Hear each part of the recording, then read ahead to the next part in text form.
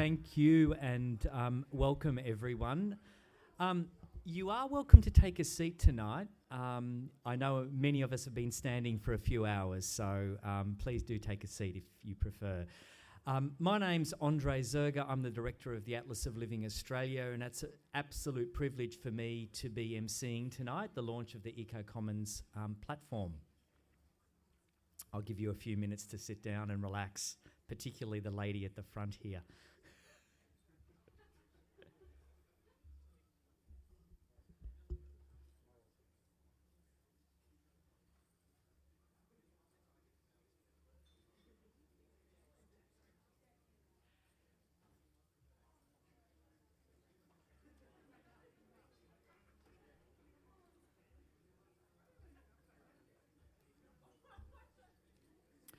So, before I begin, I'd like to acknowledge the traditional owners of the land on which we meet today, the Dharawal people, and pay my respects to their elders past and present. Thank you very much for making the effort to join us tonight at the end of a long day, end of 2 days. It's a really important launch event for a number of our partners, obviously for the EcoCommons program, and really fantastic to be here tonight. I'd just like to say a few words from an ALA perspective. We've been involved with the EcoCommons program for a number of years, and for us it's really critical program in terms of where it sits in the data and ecosystem sciences value chain. As a national research infrastructure, we spend a lot of time and effort harmonising Australia's biodiversity data, so working with over 2,000 data providers, bringing their data into a standard information model and producing what we like to think of as analytics-ready data. But it's fantastic to move further up that value chain and have a program such as EcoCommons delivering the modelling tools and additional capability to support users. So what we see in that environment is, a species occurrence record collected by a taxonomist in a herbarium or a citizen scientist using the iNaturalist platform, a week later being supported through the EcoCommons program. So the kind of use once or capture once, use many paradigm is really coming to life through programs such as EcoCommons. I'd like to congratulate the program as well for what they've managed to achieve through their work building partnerships. Many of you participated in the event from 4 to 6 o'clock, chaired by Brendan, and the suite of partnerships that have been established to build the EcoCommons program is truly remarkable. And they've achieved this while also building the platform, which is really remarkable. So congratulations to Elisa, Brendan, Rob, the entire team that are here on what you've done around partnering. Really critical for us moving forward. And finally, there's a strong innovation element in what's been achieved through EcoCommons. It's certainly world-class in terms of what I've seen internationally in the virtual laboratories landscape, certainly in the ecosystem sciences space. But what it does is it integrates some of our world-class qualitative ecology, for example, with remarkable data capability, such as what we do, what TERN does, and what our partners do, delivering data to the EcoCommons platform. So it provides that bridge between data capability, science, and then analytics. So congratulations to you all for helping us realise that vision here in Australia. I'd like to introduce our first speaker, Hugh Possingham, who probably doesn't need a very deep introduction. Thank you, Hugh.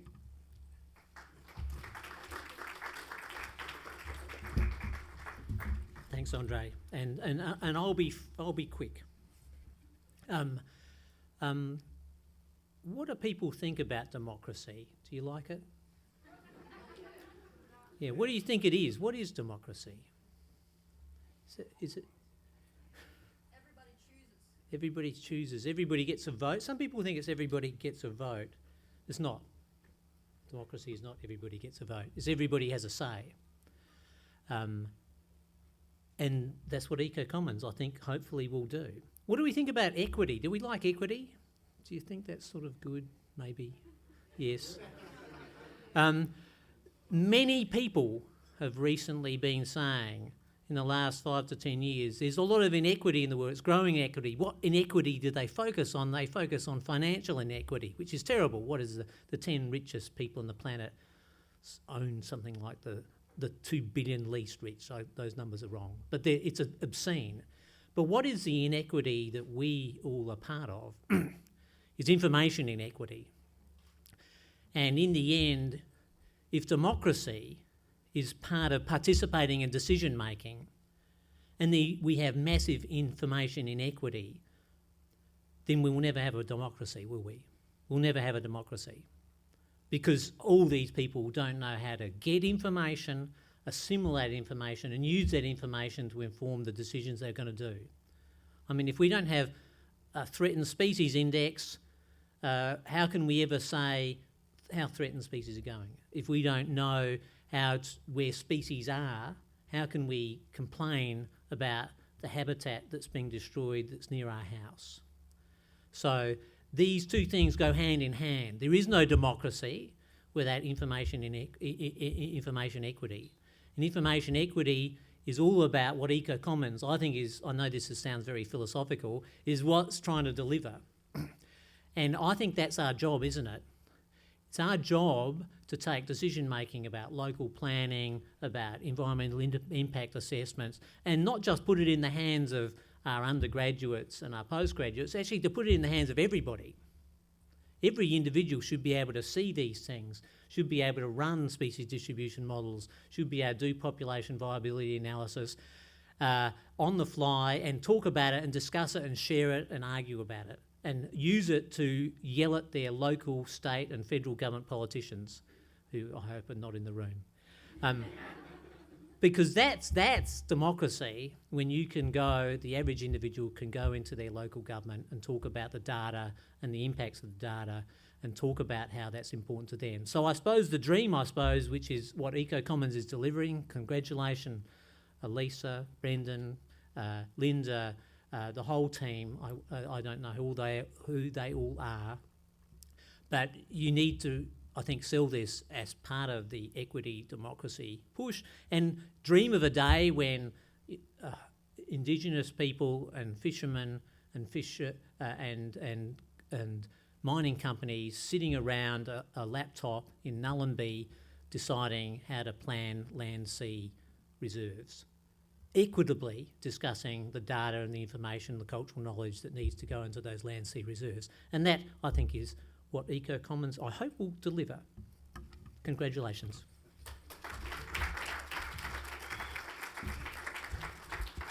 Thank you, Hugh, and thank you for your continued support around the work of the program. I'd now like to introduce Robyn Cleland, the Chief Environmental Biosecurity Officer from the Department of Agriculture and Forestry, and it's been really critical to have a policy context, both potentially as a data provider, but as a user of programs such as EcoCommons. So welcome, Robyn.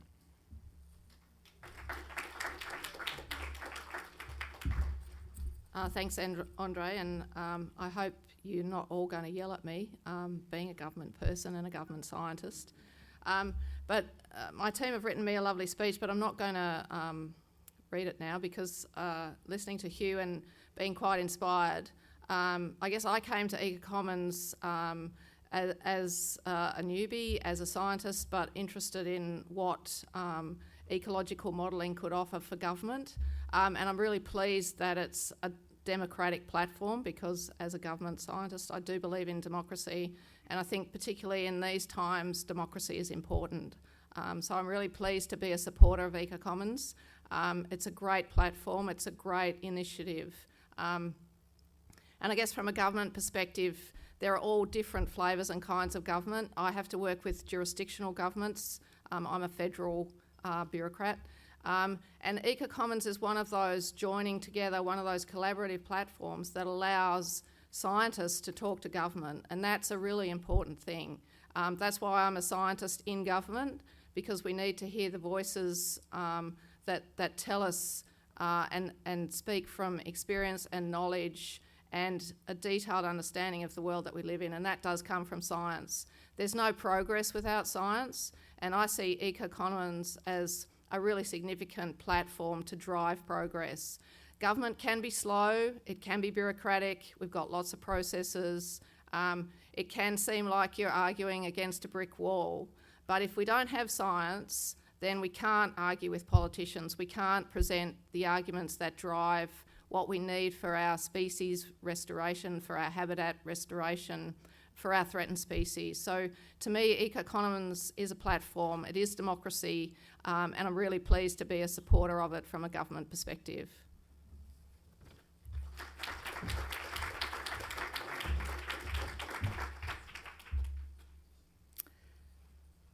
Thank you very much, Robyn. And I'd now like to welcome the CEO of the Australian Research Data Commons, Rosie Hicks, to share a few words and observations.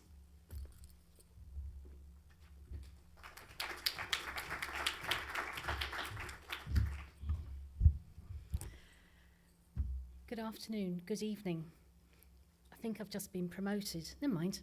I would like to begin again by acknowledging and celebrating the first Australians on whose lands we meet today, the Dharawal country, and pay my respects to elders past, present and emerging.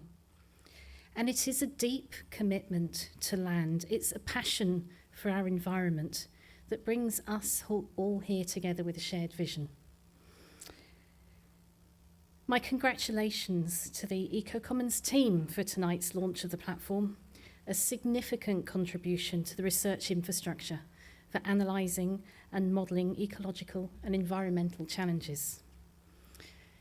EcoCommons is one of 26 platforms supported by the ARDC, and ARDC, the Australian Research Data Commons, is one of 20 plus NCRIS facilities funded by the National Collaborative Research Infrastructure Strategy, including the Atlas of Living Australia, led by Andre, and I know that we have TERN staff here tonight as well, so hello to the TERN people. Large research infrastructure, national facilities are recognised as nucleation points, bringing together the research community to solve big challenges, not just in Australia, but across the world as well. But here in Australia, I think we've got something special.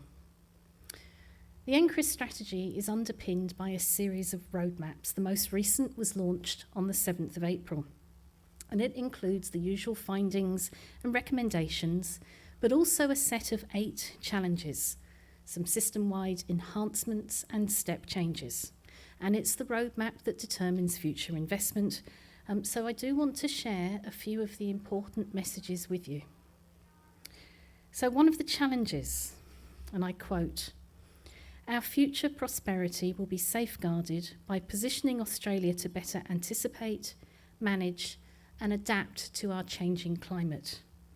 So it tells us that research to safeguard future prosperity against environmental and climate threats should be underpinned by the following research infrastructure: biodiversity monitoring, collection and analysis infrastructure, integrated, publicly accessible environmental datasets. You notice something here, networked environmental modelling infrastructure.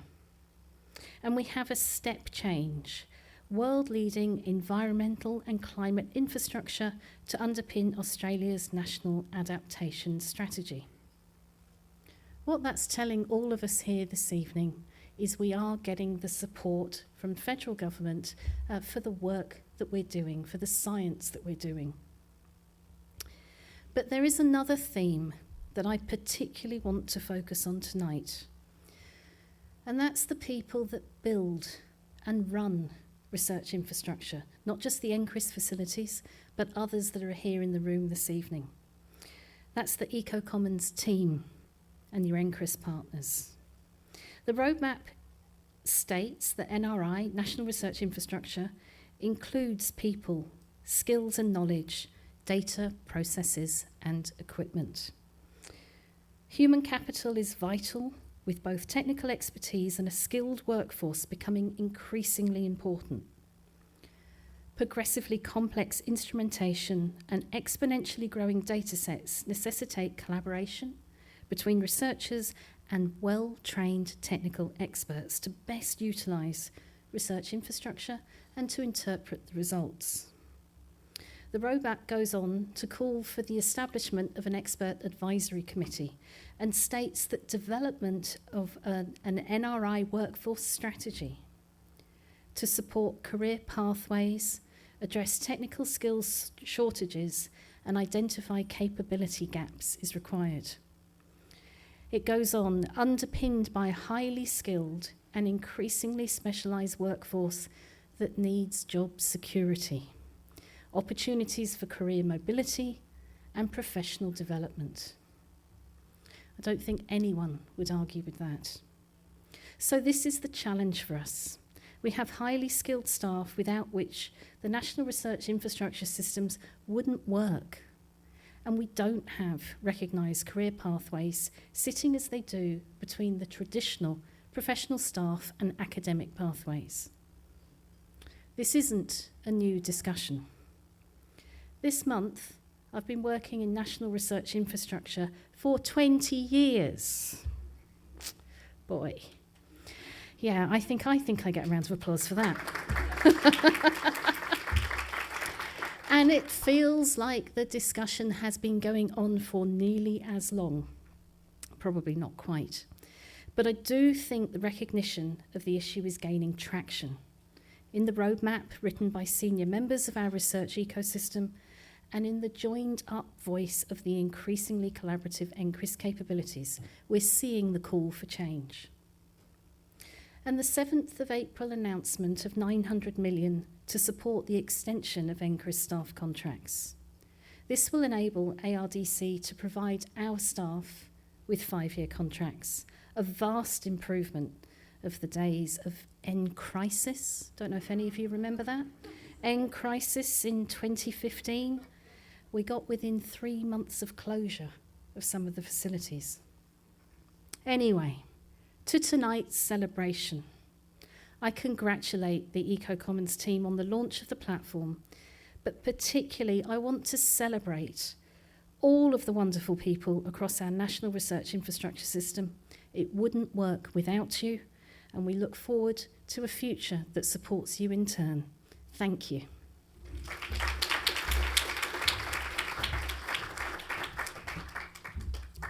Thank you, Rosie, and I think it's an honorary doctorate for those 20 years, and I get too excited.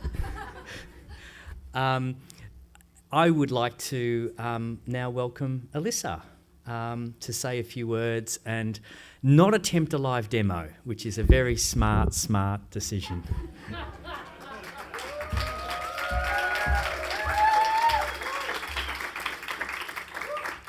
Thanks, team. Well, guys, it does take a village to raise a platform. So you will excuse me if I walk you through this rather longish list of thank yous. And hopefully you'll also excuse me if I manage to shed the 1 or 2 tears rolling down my cheeks. I'll try not to, but bear with me, please.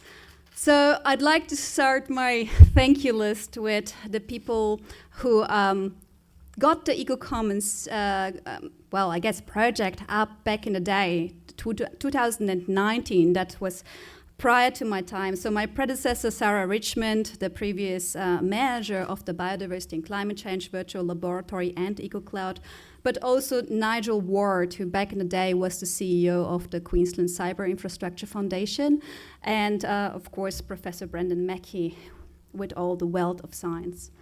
And then I started my journey with EcoCommons in early 2020.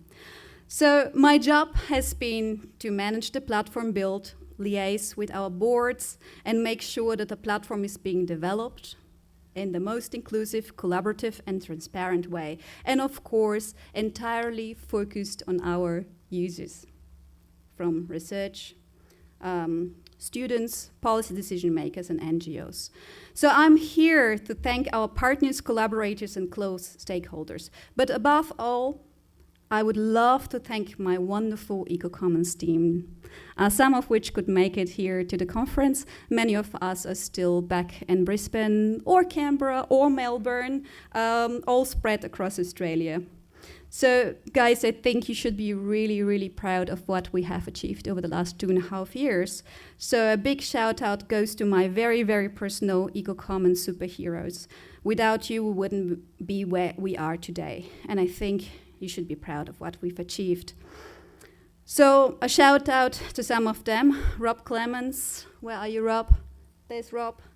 Emilia Decker, Abhimanyu Raj Singh, and Afnan Bashir, who has only recently joined us as our newly discovered technical lead. Welcome. I'd also like to acknowledge our Scientific Advisory Committee for making sure we use the best available science and build it into the platform. Special thanks to Professor Brendan Mackey and also to Professor Linda Beaumont, who have been chairing this wonderful group of amazing scientists. Special thanks also to our governance board, chaired by Hamish Hollower, and soon to be chaired by Andre Zerger from ALA. So Hamish deserves my special thanks for his mentorship and guidance in navigating the national research infrastructure, but also for his friendship. Thank you. A big thank you goes to the ARDC, our main investor, with special thanks to Rosie Hicks for accepting my invitation to be our VIP speaker here today. But also to Carrie Levitt, the platforms manager of ARDC, the wonderful communications team, and of course, the ARDC developers, software developers who have helped us more than once.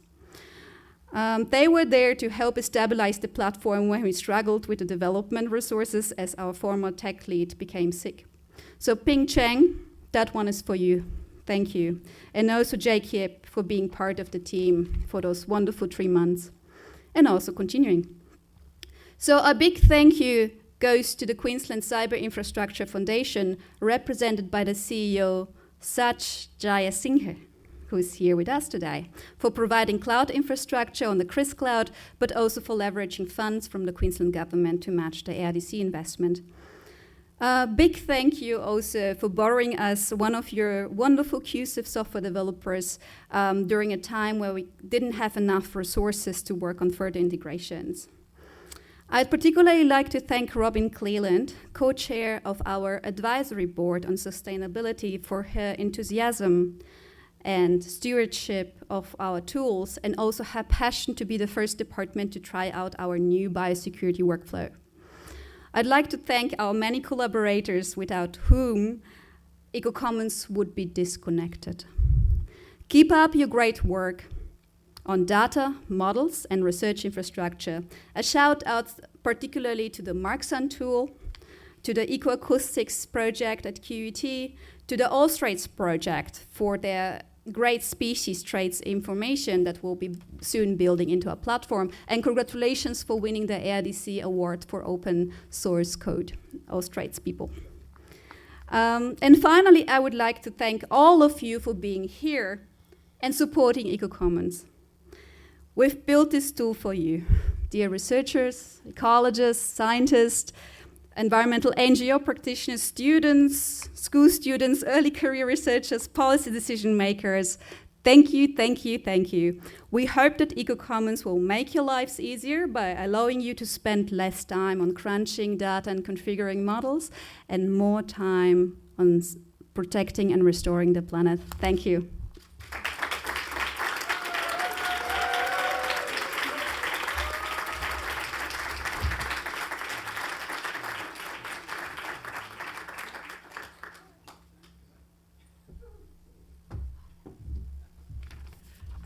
Well done and sincere congratulations again, Elisa. If plagiarism is the ultimate form of flattery, we do look at a lot of the outputs and products and engagement processes that come out of the EcoCommons program, and we copy them actually because of the remarkable work you guys do. It's really been really impressive. So the evening now draws to an end. There's a little bit more time for some drinks and mingling and chatting, so please don't leave straight away. But I think I probably wanted to end on just a final word, a final reflection, I guess, on where EcoCommons is heading. And I think about other domains as parallels. And I think it's clear that in climate science, in oceanography, in hydrology, that modelling is fundamental to supporting decision support and science. And those communities are often blessed with the modelling frameworks that enables that science and decision support, and there's a widespread recognition. I think a great example is the recent investment in the Access NRI for Earth system modelling by the government. And it's fantastic that through EcoCommons, the ecosystem sciences space will have the basis of similar capability, and it's long overdue. So thank you for supporting the program, your involvement in the program, and many more conversations, meetings, workshops, maybe even some stressful evenings to be had over coming years. So thank you very much again for joining us tonight.